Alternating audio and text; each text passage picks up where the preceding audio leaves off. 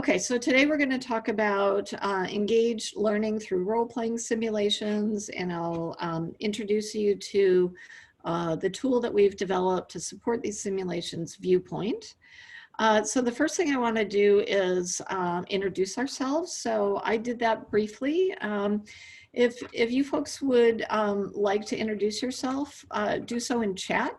Just say who you are, what your interest in role-playing simulations is, and it's useful for me for future reference if you would also add any experience you have with simulations. So are you a first-time user?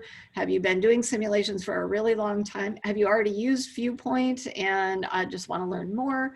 Or whatever you'd like to share with us. So if you wouldn't mind putting that in chat, we can all then get to know each other a little bit better and hopefully have a better sense of who's interested in using simulations in their classes in the fall. Okay, so just to be clear of the scope of the conversation today. So lots of us talk about simulations and use simulations of various sorts.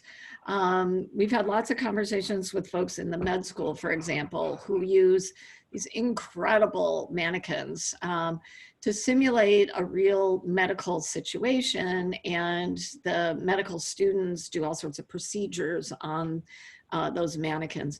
Those are really important simulations. We're all very glad that our doctors of the future are practicing the skills that they're going to need. That's not quite the kind of simulation that we're talking about, nor, for example, would be like an airplane simulator where our pilots of the future learn how to fly airplanes in a contained environment, in a controlled environment, before they get behind the controls of a real airplane. Those are really important types of simulations, and they share some features of the type we're talking about, but they're different in a number of ways. What we're talking about here are structured learning activities in which learners actually adopt the personas of others. And then they engaged in an activity with certain explicit learning objectives from the perspective of that other person. And so in my work, for example, I teach in the Ford School, I teach public policy, and a lot of what we're interested in is how does a bill become a law? And so we have the learners take on the personas of lots of different people playing who serve different roles in that process. So you've got decision makers, usually legislators, but then also all sorts of stakeholders and maybe other people in government and so on. And the key is the role-playing part. The role-playing gives our learners opportunities to do different things and learn different things that they would in a different situation where there might be some sort of a scenario, but they're not actually doing that role-playing. And I'll talk about that further in a moment. So just to be clear, we're talking about simulations where learners are taking the persona of somebody else, they're role-playing, and then they're doing something specific which is designed to teach them a particular learning objective. Okay, so why do we do role-playing simulations? Here's why I do them. So 2 weeks ago, I completed a simulation for a pipeline project, a pipeline program that the Ford School has for aspiring public officials, public leaders who are thinking about graduate school and public policy. So these are rising sophomores from universities across the country in 5 different sites. And we brought them all together for a 4-day role-playing simulation where they were all looking at the issue of whether the US Congress should require states to allow universal mail voting. It sounds crazy, but about half the states don't. You have to have a reason to vote by mail. You've got to either be officially in the military or away at college. You've got to have a reason rather than just on demand.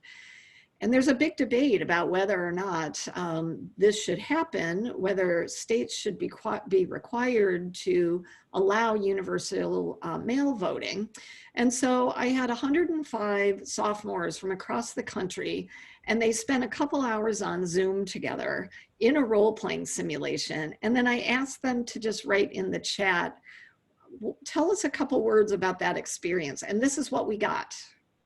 These are the words from the sophomores who'd spent 3 hours with strangers on Zoom, and they actually found it interesting and informative and fun and great and friendly and respectful and insightful.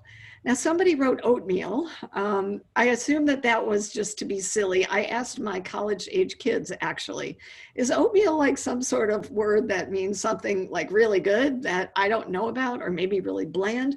They said, no, we have no idea. So I think that student was just being a little naughty. But anyway, they really liked it. And it was very engaging, and it was a way for me to get students to be really focused on each other, on peer-to-peer learning, and they got a lot out of the activity. So that's why I use role-playing simulations. This slide, this word cloud, is really why I do it. Okay, but to be a little bit more explicit, here are some of the reasons you might want to do a role-playing simulation in your classes. So it's a way to get really engaged peer-to-peer learning experiences for students. In the Zoom environment, the way that most peer-to-peer learning takes place is to send students out to breakout groups to chat. And that's not terrible, and they do it sometimes. They do it very well sometimes. It depends on the students, it depends on the topic, it depends on a lot of things. A role-playing simulation is a much more structured and active way to get that peer-to-peer learning. And it can be around timely topics that are well tailored to your class, and that's tested. In other words, that we're developing simulations within academic innovation that you can use that other people have used too, so you don't have to do it for the first time. As I just mentioned, it's a way of getting students to engage with timely issues of the day. So the simulation that I just talked about a minute ago, requiring states to allow universal mail voting, is something that's being actively debated right now. It's hard to find a textbook that does that, right? Many textbooks are sort of dated. If you're using an activity that's from a published source, often it doesn't tap into the things that students really want to talk about and learn about. It's a great way to teach both hard skills and soft skills. So by hard skills, I mean, of course, learning about the issues, and then also possibly learning about a process. So as I said, I teach public policy. I'm very interested in students knowing how a bill becomes a law. We work with people in all different fields that are interested in having their students learn about a particular process that's relevant to their professional training.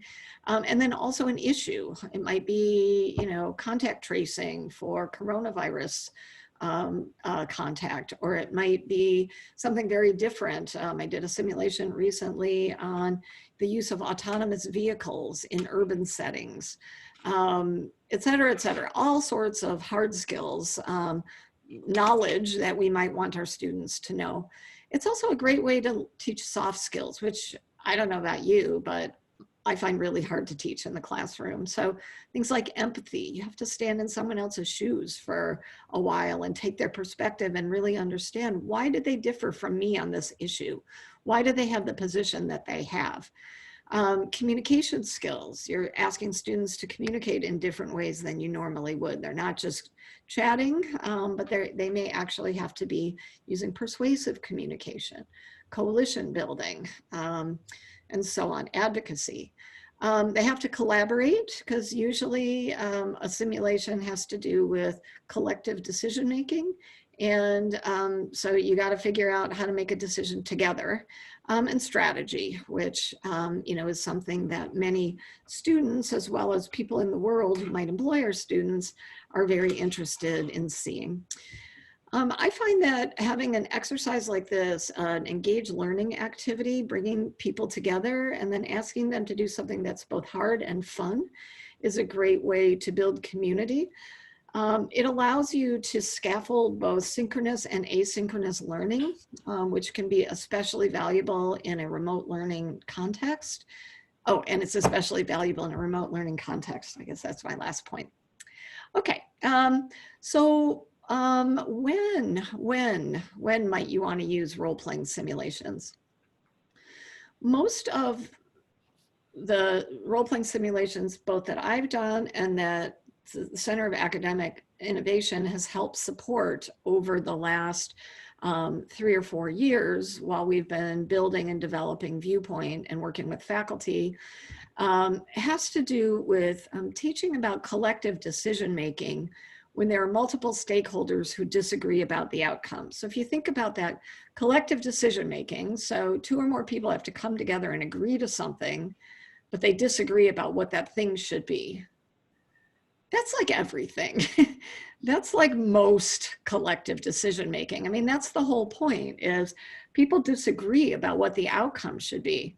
So here are some examples of simulations, just to give you a sense of how broad the scope of these collective decisions on which there are multiple stakeholders who disagree, how broad this is. So, you know, what's the best way to deal with the opioid crisis? Well, there are lots of people with lots of different ideas about the ways that we should and shouldn't be dealing with that opioid crisis. This is one that I've done recently. You might have heard about the Enbridge Line 5 pipeline, which pipes natural gas and oil beneath the Straits of Mackinac, one of the most ecologically vulnerable regions of the country, really, maybe even the world. You know, lots of people argue that it should be shut down, and lots of other people argue that it's a vital economic asset to the state and the region. I'm doing another one talking about, can a high school continue to offer its after-school arts programming in the age of COVID? People disagree. Some people think absolutely we should do everything we can. Others believe that public health concerns should be put at the forefront and postpone the resumption of after-school arts programming in high schools. Should a private company be allowed to operate an autonomous vehicle taxi service? And who should pay? And who should be responsible for safety? And lots of questions, lots of issues about which people disagree. What's the best course of medical treatment for a patient? We've talked to lots of folks within medical education who think about things like interprofessional education and how do you bring together the perspectives of doctors and nurses and social workers and patient advocates and pharmacists and others involved in those very important and complex decisions. How should a county approach upgrading its jail facility? Should it build a new one? Should it contract out with the state? Should it eliminate the service that it provides, and so on? All right, so these are absolutely not an exhaustive list, but just to give you a flavor of the wide range of issues that you might think about being appropriate, you might think about in your own teaching. What are some issues and topics where you can characterize it as there's a social problem, a collective problem that needs to be solved. There's a process for doing it, but people disagree about what the outcome should be. Or maybe that process might even be fuzzy, but there's a recognition that there is a problem, something needs to happen, and we don't know what the solution ought to be. And you need to bring people together to figure out how to come to a collective decision. Okay, and so how do we do that? Well, it's not that hard. We've sort of broken down this idea of an anatomy of a role-playing simulation. What are the elements that you'd want to have? And I'll be sharing these slides with everyone, so you don't need to take notes or anything. But the different elements, these are to the kinds of role-playing simulations that we're talking about. And you should think of this as kind of a checklist of, okay, well, if I'm going to do this, these are the things that I'm going to need to think about. And then I'll show you as soon as I'm done running through these that we've set up the Viewpoint platform to ensure that all of these elements are present and come together in the simulation. So first you need a scenario. And what's a scenario? Scenario is just the story, the situation, the dilemma, the problem. And so, you know, a scenario might be, well, a high school principal has just announced that she's going to suspend her after-school arts program. And you are a school board, and you're going to decide whether you should support the principal's decision or work in the system in order to find an alternative solution that addresses some of the concerns, but still allows the district to support that arts program. Okay, so that would be the scenario. It's the story. It's the, what's the challenge? What's the problem? What's the decision? Who's making it? Then you think about, well, okay, who are the actors who are involved? And sometimes that's easy and sometimes that's hard. Sometimes it's easy. So like when I'm thinking about a city council, should the Detroit City Council allow a robo-taxi, an autonomous vehicle taxi service to operate commercially within the city of Detroit? Okay, so who are the actors? Well, the easy part is the city council, because those are the people that are going to pass the ordinance or not. But then there are a lot of other people involved who are important stakeholders. And for the experience for the learners, it's really important and cool to think about not just who are the formal decision makers, but who else influences and has a stake in that decision. And so thinking about, you know, who do you want the students to be role playing and what are their roles? What are their powers, their authorities, their activities that they can take in order to affect the outcome, and who do they represent? What kinds of interests do they have? What are they trying to accomplish? The next is what happens, what's going to happen. And I usually work backwards and say, okay, let's go back to the city council example. At the end, the city council is going to pass an ordinance or not. And the mayor's going to sign it or not. And so we know that that's going to be the last action. But then there are a lot of steps that lead up to that, that you might want your learners in their roles to be undertaking so that they get a better sense of the richness and the complexity of the process. And so you might have them having town hall meetings or meeting with constituents. You might have working groups where subsets of the counselors come together and they make decisions. You might have a press conference where members of the media interview the council members, or council members make pronouncements, and then members of the public ask questions and so on. So what's going to happen? What are the activities and events and decisions and outcomes that the students are going to do? What kinds of resources do you want to provide? Background materials, documents. Maybe when I'm looking at a legislative simulation, I try to find a bill or a proposed ordinance that's out there in the world, either that the same body considered in the past and was not able to enact, or that's going on somewhere else. Maybe Minnesota has a good response to the opioid crisis, and we can take that bill and then consider, well, what would happen to have to pass it in the Michigan legislature, for example. And so this really depends on what you want the students to do. You could have them do that work themselves and make that part of the exercise. Or if you only have a short time and you want to limit the amount of class time that you devote to a simulation, you as the instructor can pull a lot of those resources together and have them ready to go for the students, who can then just dive in and start the role playing.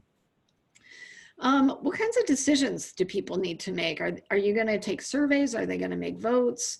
There's a feature in Viewpoint that allows you to do that so that you can be recording the decisions that's taking place. I call that surveys, but I should probably call that decisions.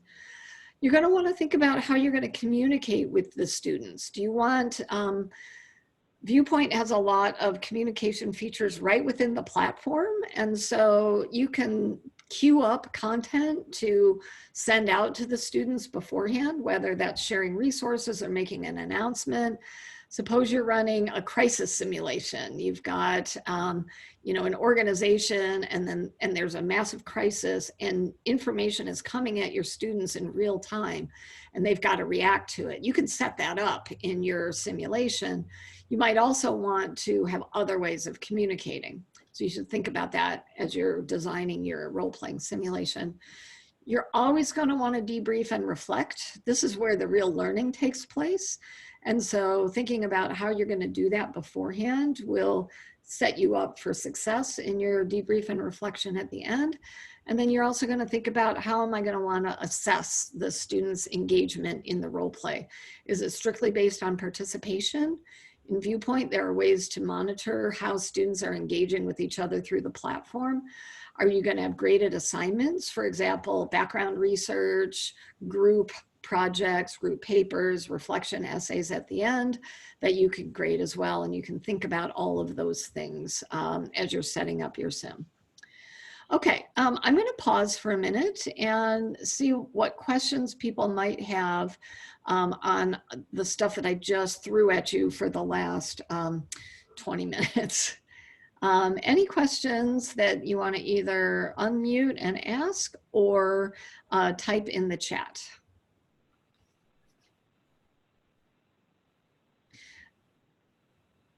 I should say, you know, I've just gone over a lot. There are a lot of people, a lot of experts at the Center for Academic Innovation who can help you. If you're a first-time or early adopter of simulations, if you haven't done it very much, you don't have to figure it all out right now. There are lots of people that can help. Okay, there's a question, roughly how much time does it take to prep one of these simulations? And do you tend to do one or two of these simulations per term or more often? Thank you, Carrie, for asking that question. It depends on what you're doing to prep a simulation. I'm going to show you a couple of simulations that we've already created. Viewpoint allows you to create simulations 3 different ways. One is that you can take a simulation that we've already done and just plunk it into your syllabus. So the one I'm going to show you, which is on universal mail voting, that's all set up. And when after I was done running it, I saved it as what we call a template, which basically strips out any of the student specific information, their names and emails, but it keeps everything else intact, all the groups and the roles and the schedules and the resources and the materials and so on. And it takes about, I don't know, less than an hour, 20 minutes to upload your student list in the participant area. And you're good to go. You might have to change the number of roles depending on the number of students. That one, I think I had 55 roles. No, that one, it was bigger. That one, I think had 105 roles. So you might not need all those roles. So you might need to do some adjusting. So that would really only take 1 or 2 hours. Viewpoint also allows you to build a simulation from scratch. And there it really depends on how complicated you want to make it. I've built probably 50 simulations over the last couple of years. And so I'm pretty good at it. I'm pretty quick at it. And it usually takes me 2 or 3 hours. Once I kind of figure out, once I do a little bit of background research. So if I know the topic really well, line 5, I knew really well. And so I was able to just look up literally like who are the legislators on the relevant committees, and then plunk it into the editor in Viewpoint, and it took a couple of hours. It absolutely shouldn't take you more than a couple of hours based on existing materials that we have. But again, we've had folks use a full semester-long simulation where they were working, it was an international relations course at Boston College on the Arab-Israeli conflict. Unfortunately, there was no resolution at the end, but there was a lot of process, lots of different interim steps, and they had the students role-playing over the course of the entire semester, and they used Viewpoint to scaffold all of those activities. And so it only took a little while to set it up initially, but they were continuously adding new activities, new information, new resources, new decisions that were being made. So that's a really long answer to your question, which is how long does it take? I would say, anywhere from an hour to as much time as you have. You can do these lots of different ways. Some of them, I'm getting ahead of my notes a little bit, but you can set them up to run anywhere from a half a class session. So I've had a budget hearing where students did a lot of work beforehand to create a budget for a government agency. And then the simulation was basically those students role-playing the budget staff and other students in the class role-playing members of the Congressional Appropriations Subcommittee that would have to approve the budget. And so a lot of work was done asynchronously outside of the class, but the role play itself took 45 minutes. We did 2 of them, or 40 minutes. We did 2 of them in an 80-minute class. Others, again, you know, you can do much longer. Right now, I'm in finishing up the 3rd of 3 that I've done during the summer semester. And all of those I've done a little bit differently. I've spread them over 4 days, and I've had like an hour, 2 hours, and 1 hour over those 4 days. And so that's allowed us to kind of break up the activity a little bit and have the students doing asynchronous work in between the synchronous sessions that we've done on Zoom. And so those have been about 5 or 5.5 hours total. And you could do, you know, as many of those as you wanted per term. So it's really kind of up to your objectives in the class. Students really like them, but I think they work the best when you have a little bit of time to do some teaching and learning around the topic, the process, the setting beforehand. Then you have the simulation come together as like a coming together moment for the whole class. They engage with the material, they engage with each other, you debrief, and then you can go on to another one, or you could do something else in your class. I hope I answered, Carrie, the questions that you offered. Those are really good, and I think probably questions that other people had as well. Great, thanks, Carrie. The other question is, how is this the same or different from serious games? So the way I understand serious games is they're similar in the sense that, well, actually, I'm not an expert in serious games, so I'm not going to say how they're similar. I'm going to say one thing that I think is different. And then those of you, maybe Evan or others who know more about the serious gaming pedagogy can jump in. Usually you don't keep score, you don't have winners or losers. And so as Evan is saying, both have the ability to practice skills. In this case, usually the outcomes are different. So it's not like an individual either playing against a computer. Usually the goal isn't to win or lose, but it's actually to collaborate. And again, I'm not sure if that's something that one can do within serious games, but as I understand them, serious games tend to be more of a way to get students to engage with a topic and get a lot of direct feedback.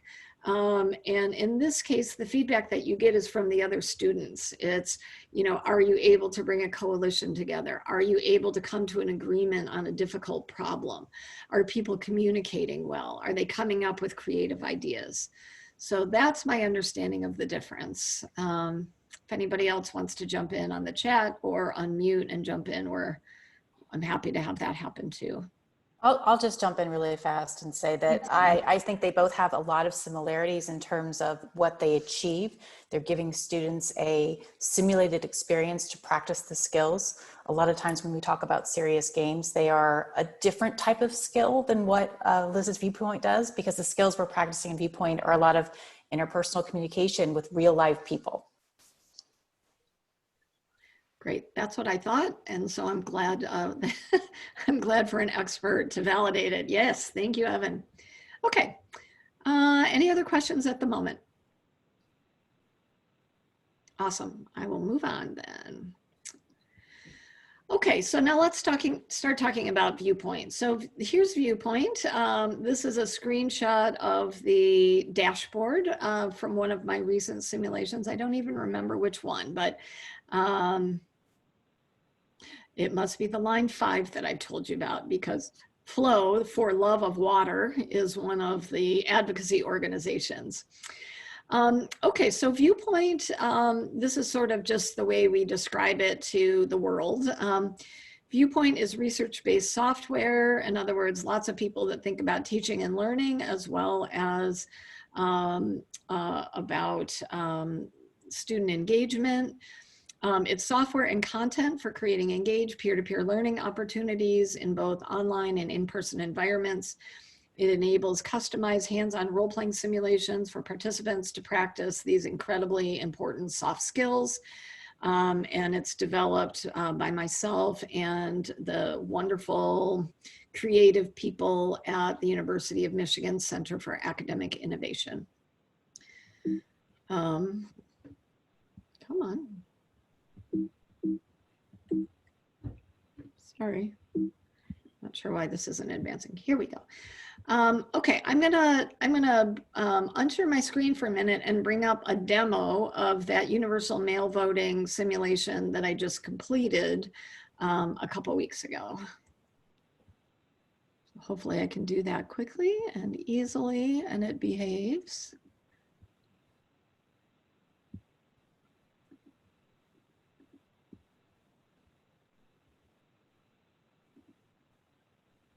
Great. Okay. Let me share again.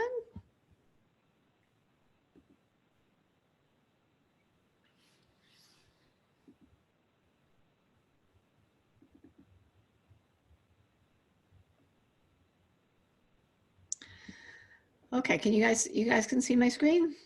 Mm-hmm. Great, thank you. Okay.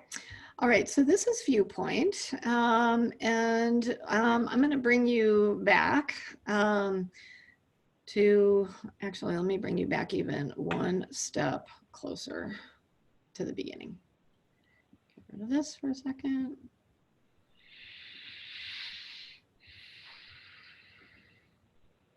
Okay, so when you use Viewpoint,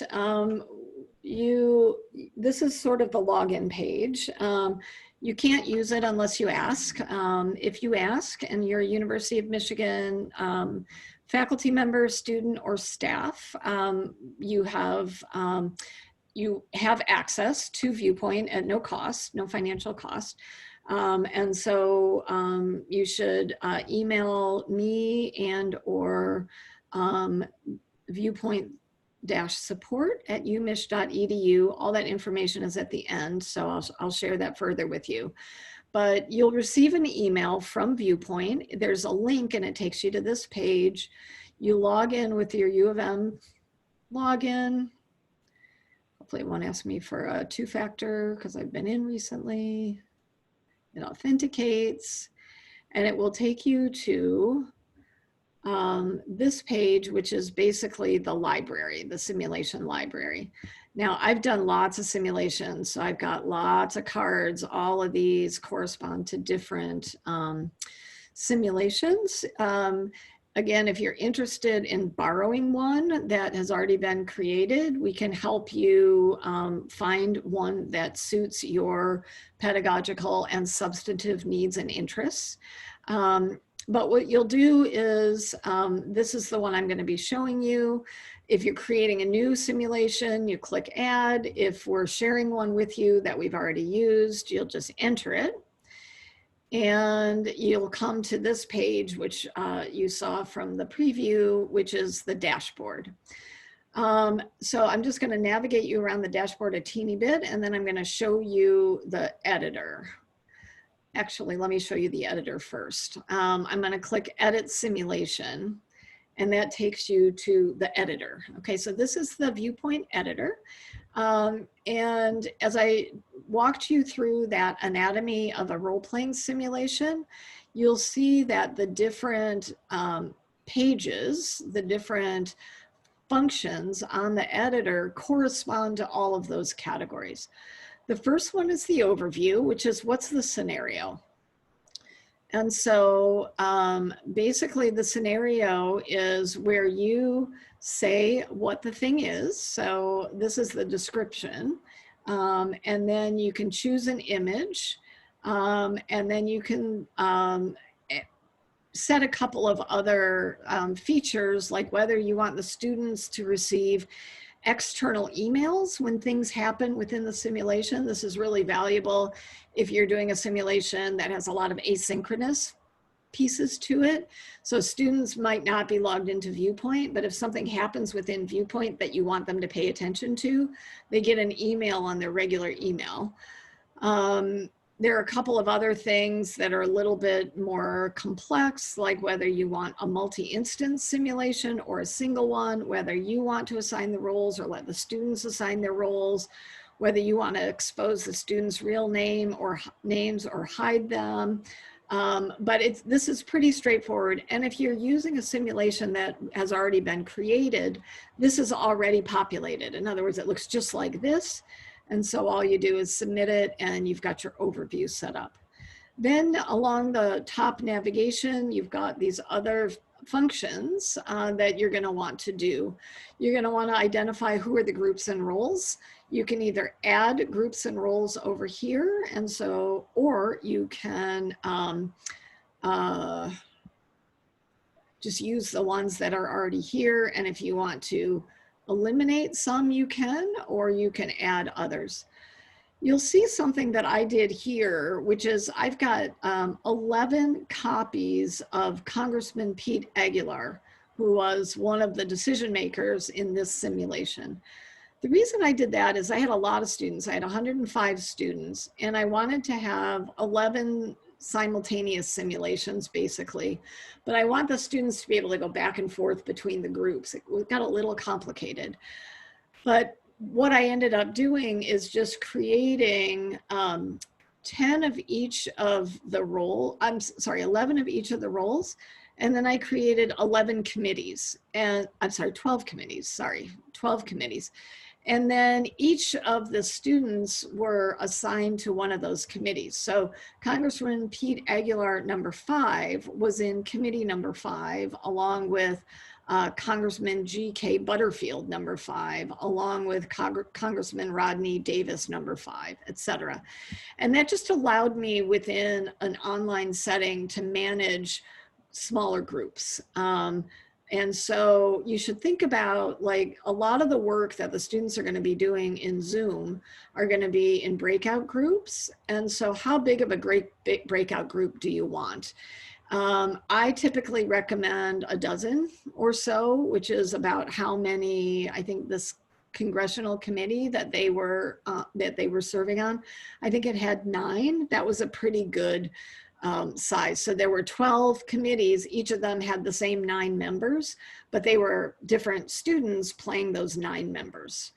All right, if that's confusing, I'm sorry. I'm happy to talk you through in any specific instance that you might want to run, how you might set up your groups and roles. But this is where it all happens, and it's really easy. You just add and fill out a little form, hit submit, add the next one, submit, and so on. The next feature is the schedule, which is where you put in all of the activities and the events and the decisions and the outcomes. Liz, could I jump in? And we had a question come up in the chat about yes, what is the learning curve for students using this for the first time, and your experience with getting students adjusted to this? Super, super easy. It's much harder for the faculty than the students. The last couple times I've run it, I've given literally no instructions to the students. I'll show you in a moment what their interface looks like. The only instructions I've said is log in, figure out your role, read the resources, and start sending some messages to other people in your group. And they were able to navigate that extremely easily. We've really designed it with the student user experience in mind, and to make it so easy that they really can just jump right in without any additional instructions. And again, instructors, you can make it complicated, and we've built in a lot of higher end features to help you make your simulation complicated. If you're going to do a pretty simple simulation based on one that we've already done, we believe, and we've gotten feedback from lots of users so far that that part's really straightforward as well. So, not expecting you to be experts after this single hour-and-a-half webinar, but we hope that you can navigate it in a pretty informed way, really without any additional resources. And then at the end, I will share some additional resources for the instructor with you for support. Anything else, Evan? Are there any others in the chat? I don't have the chat up right now. You're good. That was a question. Thank you. Okay. Okay, here's the schedule. And basically it's by day and event. So here I'm on the first day. No, I'm not. I'm on the last day. Somehow I got on the last day. This one is set up. Sorry, didn't mean to hit that.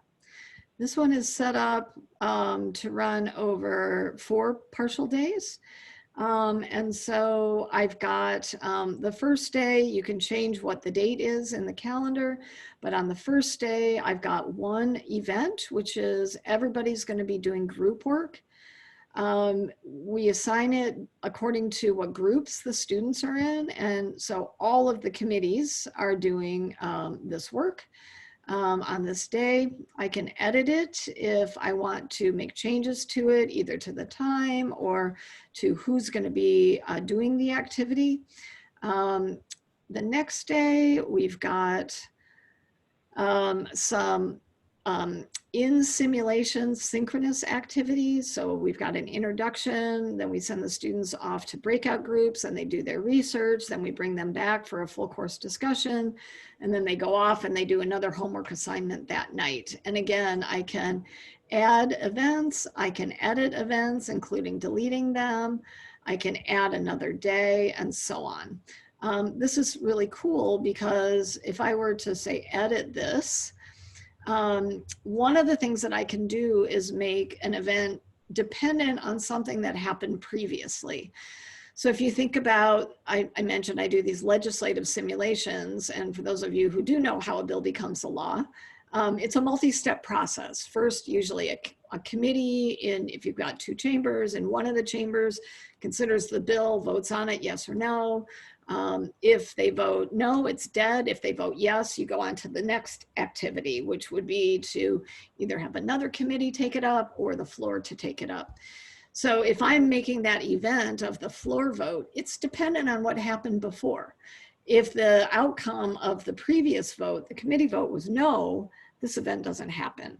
And so when you have a dependency like this, you get to say, what's the branch? Now, I don't have any branches in this one, so nothing's coming up. But if I had a prior vote in my schedule, then I could make the current decision or the current event that I'm editing right now dependent on a particular outcome in that previous branch. It's pretty cool because you know, in a lot of simulations, when you've got multiple stages, you do want it to be dependent on what happens previously. That's also important for students if they're trying to figure out a strategy. They're going to want to know if X happens here, what happens after. And students can filter and toggle different hypothetical outcomes within the schedule to see what's going to happen. Okay, well, if the committee kills the bill, what happens? If the committee passes the bill, what happens? And they can do that all within the schedule view, which I'll show you in a second. The next tab is resources. So what do you want to share with the students? In this case, I shared, you can share both links and docs. I guess in this case, they're all documents because they're all downloadable, but you can also share a link to a web page. And you can determine who they're shared with, whether it's everybody or only a subset of the roles.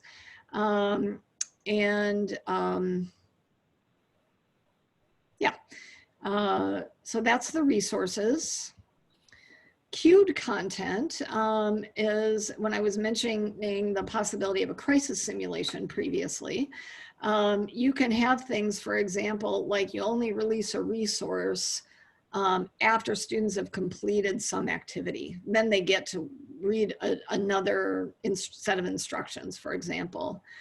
You can issue a statement to the entire basically an announcement to the entire simulation at a given time.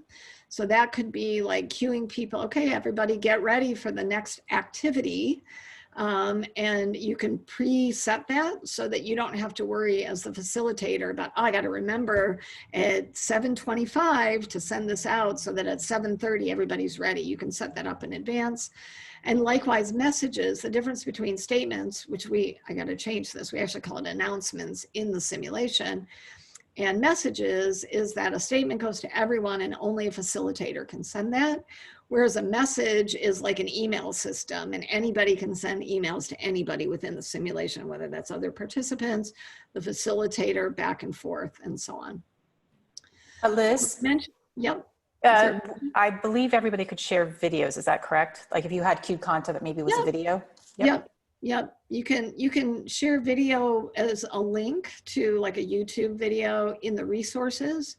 And then you can also share video as a resource within the queued content. So both in resources and queued content, you can share video. All right. We had another question that came in about integration with Canvas. Yes. Have you tried integrating it with Canvas? We are in the process of, the answer is we're working on it. There's a course in, I believe it's the School of Public Health's new online program that they're launching in the fall that will have a simulation that's integrated with Canvas. So that requires, going way into the guts of the program and doing, I guess it's called LTI standardization. And that's all I know about that, other than to say that we don't quite have that fully integrated, but depending on what you want to do, we can talk about like, what are you trying to accomplish? And then are there ways that we can set up Viewpoint so that it feeds into some of your Canvas postings? Right, any other questions at the moment? Just to repeat, does the queued content appear based on the time of events or the decisions the decisions the students make, or is it both? It could be either. So I'm gonna show you when it says add a resource. What does it want you to do? You label it, you select either a file or a link. You say whether it's gonna be public to everybody or only to an assignee. And then if it's to everybody, you get simulation. If it's to individuals, you put it here. If it's at a date and time, you say publish date and time. If it's based on a dependency, there's nothing dependent in the simulation. There are no decisions that are made. But if there was a dependency, similar to what I just showed you in the schedule part, in other words, there's a branch, there's an outcome, and there's a decision that takes you on one branch or another, that same feature shows up here. So if the committee votes no, you get one thing. If the committee votes yes, you get something else. You'd be able to set all that up right here in this dependencies space. That's pretty cool, right? I think it is. Okay. Any other questions?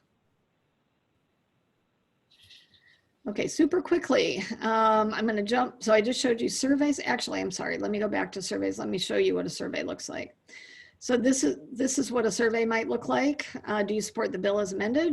And then students vote yes or no. If I want to edit it, I can change the text. I can make it either anonymous or not. So right now it's not anonymous. In other words, if Congressman Pete Aguilar, number 5, votes yes, it will show up under the yes as Congressman Pete Aguilar, number 5. Some votes you want to be anonymous. You don't want the role identity to come up. And so you'd click anonymous and then that wouldn't be shown. It's in review mode, so it's not live, but when it's ready to go, I would make it live. And this also you can publish only at a particular time, or you could open it now, but then you'd run the risk of people taking it before they're supposed to. And then who is eligible to participate. This one is for committee 1, and I've got separate votes for committees 2 through 12. Okay, one more feature is peer review. So in terms of assessment, both feedback in real time for the students, but then also for you as the instructor, if you want to get a better sense of how people are engaging with the roles and participating and collaborating and so on. You can create a peer review where you assign individuals to anonymously provide feedback sort of within a survey format, but within a form that is shared both with the instructor and with the student. And you can either assign them manually or randomly. So I might want to assign each student 3 other participants randomly throughout the simulation. Or like in this case where I've got 12 groups effectively doing simultaneous simulations, I might want to just limit it to people who are in the same group, because those are the ones that any given student would be interacting with. And so I can limit who does the peer review. Okay, if you're a student in committee 12, you would only be assigned to do the reviews of the students in the other committee 12 students. And so this is a way of providing real-time feedback for the individual participants from their peers in an anonymous way, but then also receiving a copy of that as the instructor that you can use as part of your assessment of the student's work. And then the last thing is just where you enter your actual students. And again, if you're borrowing an existing Viewpoint simulation, it would look like this. All of the students would be stripped out of it from the previous, and then you would add them. And you can either do it individually, one by one, where you would just type in their first name, last name, email, and whether they're a participant or a facilitator. That's probably the easiest way to do it if you've got a small simulation. If you've got a big one, like the 105 that I just completed a couple weeks ago, I'd upload a list, and I can do that either with just the roles, just the people, or both. And so I can create the roles and assign them and then upload them, or I can upload the roles, upload the participants, and then assign them within the simulation. And to assign, there's nobody to assign. Oh, actually, I guess I can click on mine. To assign them, I can either randomly assign them, or I can assign them through this green button under Actions. All right. So that's it. I mean, and then you have a simulation. And again, you can either do it on your own from scratch, walking through each of those steps, or you can take an existing simulation and then walk through and edit each of them step by step to customize the simulation for your own learning environment, your own class. Okay, pause. Any other, any questions right now? Okay, so I'm going to go to the participant. There was a question about how the kinds of decisions the students need to make. Do they need to be based on multiple choice? And maybe Grace, you want to jump in here and explain a little bit more? Yeah. Yeah, hi, this is Grace. So I'm just having a hard time imagining the way that students would actually respond to whatever, I don't know, scenario it is. And then based on that, how the dependent cued content or events then are triggered based on that. Because sometimes in some scenarios, there's no yes or no or, you know, right answer, so. Yep. So it depends on what you want to do. So Grace, what do you have a specific example in mind? Nothing in particular. I'm going to be teaching sophomore nursing students, and it is going to be heavily, I believe it's going to be trying to train, like communication is going to be a big part of the course. So in nursing, of course, there's no black or white oftentimes, and so I'm just thinking about how I could use this system for students. So Viewpoint is extremely flexible. So you can use it for lots of different kinds of scenarios and lots of different kinds of decisions and settings. And not all the features are going to be appropriate for all scenarios. And so, if really what you want is, it sounds like, you might want to have, so one thing you might be thinking about is, well, first I'm going to have the learners come together and discuss maybe, a patient or a process or a protocol or something like that.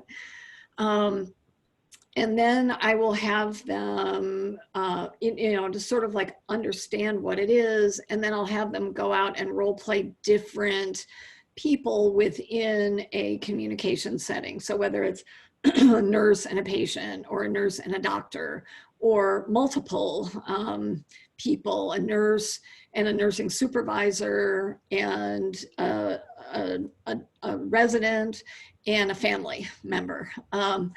And then, and they've got to do something. They got to figure something out, whether it's, should the patient get this treatment, or, maybe it's an end of life setting, or, lots and lots and lots and lots of situations where high quality communication skills might be, extremely valuable and difficult.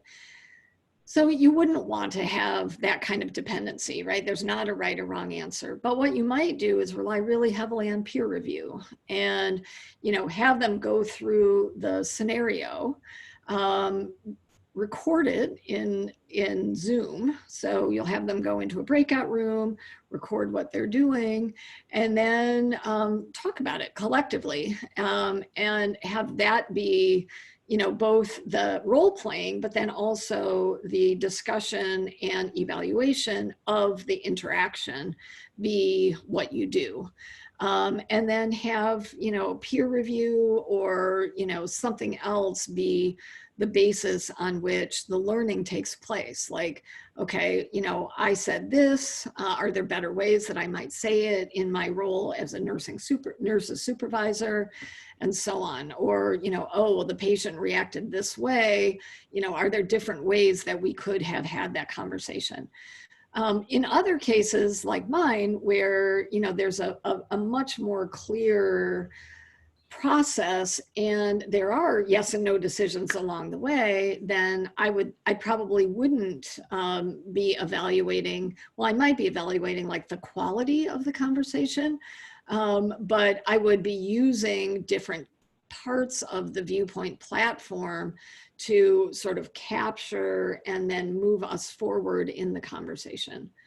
So I guess that's a long way of saying, I think you're right that in a nursing simulation where you're really focusing on effective communication and practicing that and, doing it from different perspectives and having the students really think about, well, how would a patient hear this? Or, if a doctor said this to a nurse, what's the right way to respond? Or what's a good way to respond? And what are bad ways to respond? That would be more the purpose, I would think, in the kind of simulation that you're describing, Grace. Yeah, that's an excellent explanation. Thank you so much. You're welcome. And I think it's a great application too. So I hope that, if you agree that it's a good application, we would be really happy to work with you on it. That sounds great. Thank you. Welcome. Okay, any other questions before I just, I want to just go really quickly through what the student experience, and then, if anybody wants to throw out some examples of the kinds of simulations that you might be interested in, we could talk about how you might use Viewpoint for it. Before that, any questions before I get into walking through the participant view? All right, great. Okay, so this is what the student sees. They log in. I showed you that page previously where it's got, you log in, it takes you to all the cards. If this is your only simulation, you only have one card, you enter the simulation and boom, here you go. All right, and then the left navigation bar, it tells you where you are. The blue icon is lit up. That means we're in the dashboard.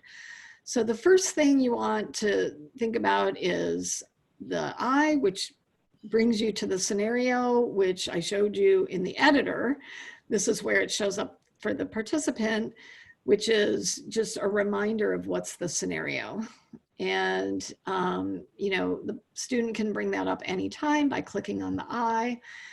On this page, they've got a number of things.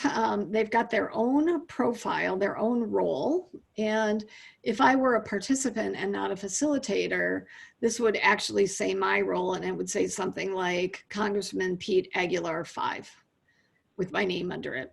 And there'd be a little button that says edit. And what I would be able to do is go into that role, into my own profile, and I can edit it and share things with other students so that when students go into the groups and roles, now, if I went into S. David, oh, no, I'm sorry, that's a group. Sorry, I just clicked on the wrong thing, apologize. If I want to look at, oh, sorry guys. This is, okay, so I'm in the template version and I don't have students. As soon as I assign students, then all of this would come up. But this is basically a directory, so it doesn't make any sense to have a directory with no people. So this populates once the students, the real student names and emails are brought in and they're assigned to the roles. But just so you know, that's where that is. But from the student's perspective, they're putting in information here that will come up in that directory. And of course, the purpose of that is if your student's working asynchronously, I'm trying to figure out a strategy and trying to figure out who agrees with me and who disagrees with me, and what do other people in my group think about this issue. That's how you know. That's how you learn about the other roles in the simulation that are relevant to the work that you're trying to do. The other two things on the dashboard are a snapshot of your own schedule for the different days, as well as a news feed down here, which is basically a Twitter feed. So if students type something in here, so I'll type in hi, misspelling, hi friends, then that goes to everybody in the simulation. Did I post? Sorry, gotta submit it, publish it. All right, and then, so the news feed now says, hi friends from me. And the cool thing here is it's a really nice way to keep students engaged during synchronous work. So suppose, for example, you have a committee hearing and most people are watching and a few people are speaking. It's a way to get the watchers engaged. They can be, you know, basically tweeting about what's going on in the hearing. And so that's one way of communicating within the platform. I showed you the groups and roles. Again, this is a directory and it populates once you actually add the students' names. It's a way of saying, you know, oh, who's the chair of committee 1? Well, you can find out by clicking on who's in committee 1. Messages is, as I mentioned, the second form of within simulation communication. Here you send and receive messages, all fully contained. And the reason we built this and encourage simulation participants to use this is it's all in the persona. It's all within role. So in other words, I'm not Liz Gerber sending a message out with my regular Gmail and having to say, hi, I'm playing the role of Pete Aguilar. The message comes from Pete Aguilar. And so it's a way of reinforcing the role playing. The second thing it does is the platform captures all of those emails, all of that activity. And so if one of the things you want to do is track participation, every message that's sent within the in-platform message system is recorded, and you see who's sending messages to whom and when and so on. And so you can use that as a quantitative measure of participation if you wish. I mentioned the schedule, which is on the dashboard is the thumbnail for just the individual, But here you can filter everything by the different groups and by the days, and then you see what everybody's doing, and it's interactive. If there are any branches, any dependencies, like committee passes or fails, you can toggle back and forth between different hypothetical outcomes so that students can see from that schedule what's going to happen and what are the consequences of one decision on future steps of the sim. The resources, again, the students have access, everything that a given student has access to shows up here. And then any surveys that are open that they're assigned to show up here. Finally, I'm just going to show you one more thing, which is the facilitator view. I'll go back up to the dashboard. The facilitator view is very similar. If you're a facilitator, so all instructors would be facilitators, you get both your facilitator view, but you can also toggle to the participant view in case a participant has a question, like I'm looking at blah, blah, blah, and I can't find X. You can see exactly what they're looking for by going to participant view. But then when you switch to facilitator view, you get some additional features. You get the ability to add an announcement, which, as I said, is to everybody. It's like a statement. We had that change the language. It's an announcement to the whole simulation. And then the other thing you get is when a decision is made, you decide whether you want to put it in the schedule or not. So this simulation doesn't have any branches, but if I did build any branching into the schedule, we don't have it yet at this point where it automatically shows up in the schedule. So that's a manual step that the facilitator has to take. It's tricky because you want to make sure that only certain decisions get piped in certain ways, and we just haven't completed that. But if you have a relatively straightforward simulation with only one or two decisions that are going to lead to branching, you just pop it in there on your own here. And then the last thing is an analytics page, which shows you all of the overall simulation analytics. Again, this is a template, so nothing is actually happening, but it does tell you how many news items are sent, how many resources are shared, how many surveys are taken, messages, groups created, peer review. It also gives you participant level analytics. So for each participant, how many news items did they post, messages sent, resources shared, surveys taken, groups joined, and then it also shows you some group analytics in case you want to give like grades for group activity, group participation, and so on. You get all that data here. Question, Liz? Yeah. So when students are doing this, when you've been running your sessions online, do the students have the Viewpoint session up while they've got like a Zoom session in the corner? Yeah. So the way I've been doing them in these classes, so I've done 3. I'm just finishing up one. As soon as we're done here, I'm going to do the debrief on the 3rd. And again, they're fully online with about 5 hours of synchronous in Zoom interaction, whether that is as a full group for an introduction and full group discussion, or they're in breakout rooms in their assigned groups, the kinds of groups that we're talking about here. So each committee basically has their own Zoom breakout room.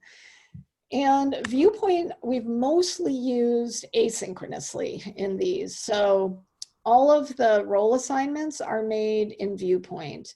All of the email messaging between the students and between the facilitators and participants is in Viewpoint. The students are populating their roles, their role profiles, and then interacting with other people in their groups, depending on those roles, through Viewpoint. They're looking at the schedule, they're accessing resources. So Viewpoint in these, I'm mainly having them use as sort of an information and communication platform. When they're in their sessions, I don't have them using Viewpoint. They could. So But what I want them to be doing is all of them with their videos on in their breakout sessions, communicating back and forth. And so they could be using Viewpoint to be posting news items and that sort of thing, but we haven't asked them to. I do ask them at the end to bring up Viewpoint to cast their votes. Again, not every simulation is going to have votes, but since I'm simulating legislatures in each of these settings or school boards, we do have votes. So they're not really using Viewpoint for most of the synchronous part. They're using it heavily for the asynchronous, and then they use it just at the end for the voting.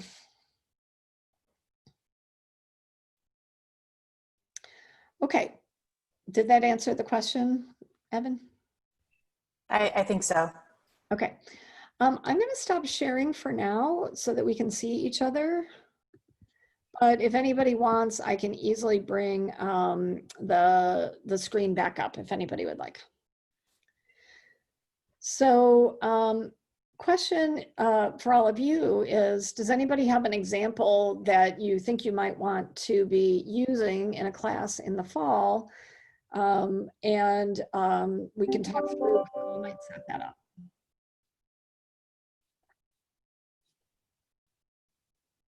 I'll jump in here. I'm at the law school, right? And I'm teaching clinical students. And where I see this being most relevant for our seminar portion of our clinics is we do a negotiation exercise, every year, and we have, some of the students get one scenario, or they all have the same scenario, right? But they have different facts, right? And they actually have it in person, well, not in person anymore, but a face-to-face, we'll call it, negotiation, right? And then there's some debriefing afterwards, and I like to collect some feedback, on your own performance, on your members' performance, things like that. So that's what I was thinking about. Nice.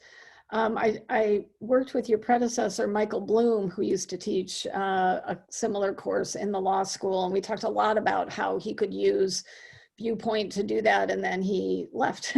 So we never quite got to that point. But one of the things that Viewpoint could really help with is just assigning the groups and the roles within them, especially if you're going to be having students paired up with different other students. If you're going to do, a half dozen or a dozen or however many negotiations you actually do, it's a really nice way to manage all of those groupings. You could set all that up in advance, and then you don't have to be, sending around your Excel spreadsheet or telling people, okay, you go with you and you go with you. It's all there.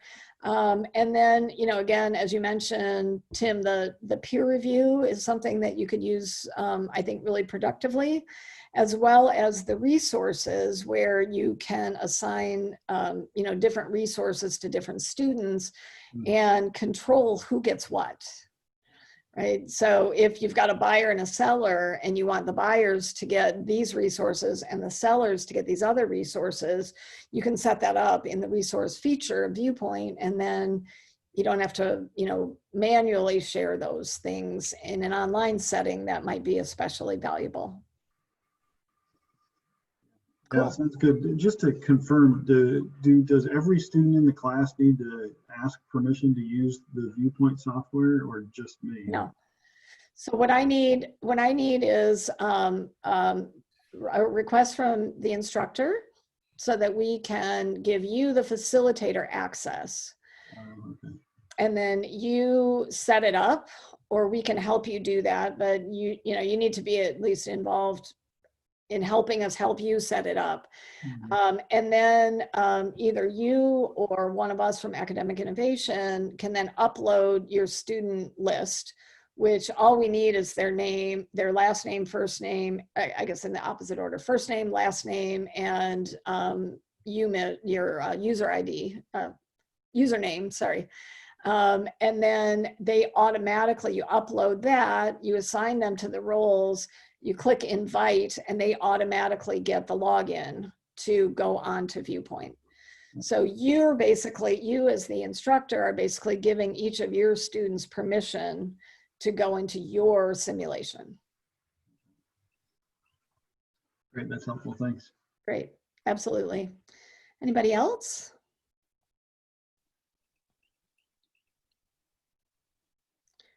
I see my friend Rusty. Rusty, are you thinking of using it in one of your classes in the fall?